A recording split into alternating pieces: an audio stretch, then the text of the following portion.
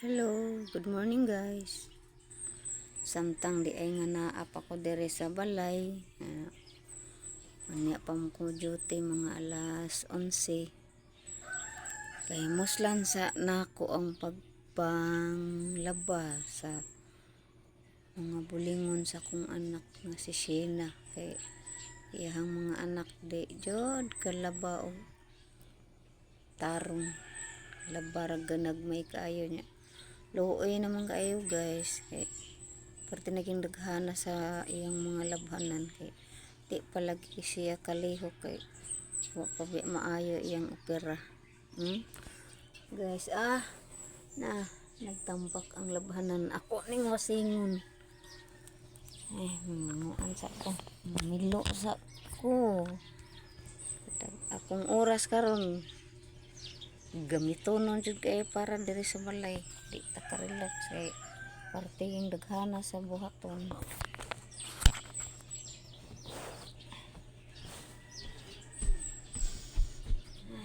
Mamilo ang dali parte yung daghana puson dili na ko luwason ilang bulingan guys, parte yung luoyan ta. Nagtambak ang bulingin sa anak mo anak. Di pa man ka, di pa kalaba, di pa pwede. Tuaga ron sa kuan, tuaga ron si Sheena sa Vicente Soto. Kaya mauri balik nila nga magkuan sa iyahang pira. Okay na ba nga tangtang ang tahi?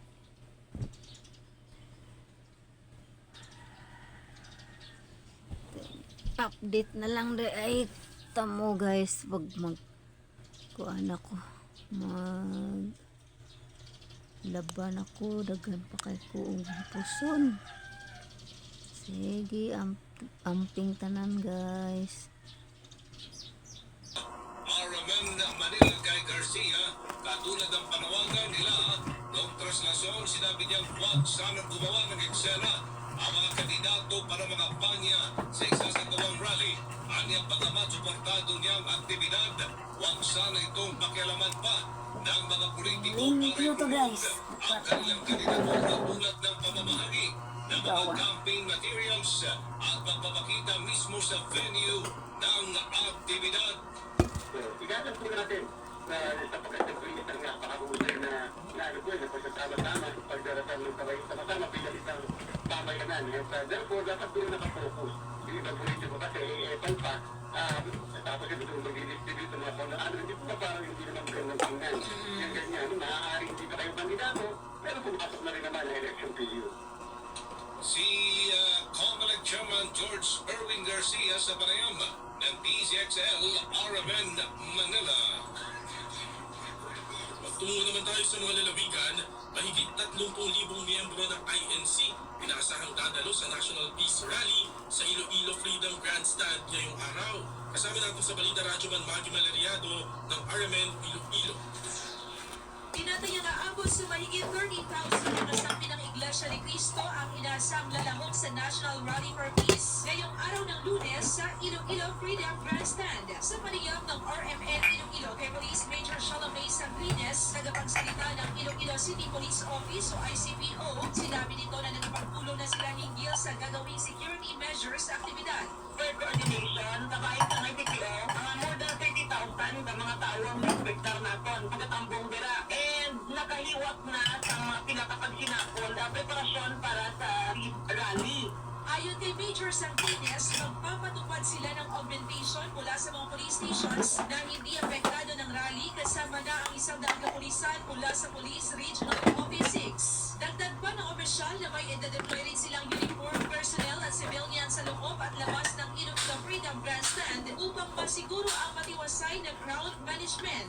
May mga augmentation kita dira na ibutang maluwas lang sa police natin dira sa Station 1 to Station 7. May ara kita gin-coordinate na magapantay sa silod palibot sa Freedom Grandstand at event sa Sagwa.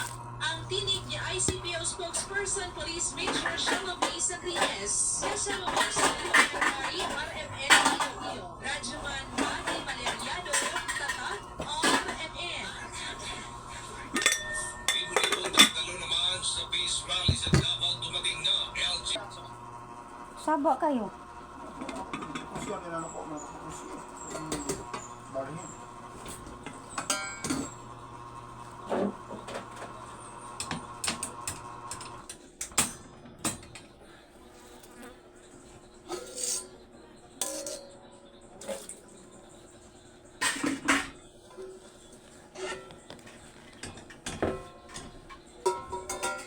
Tadaan ng lamisa diri day kay mga unta.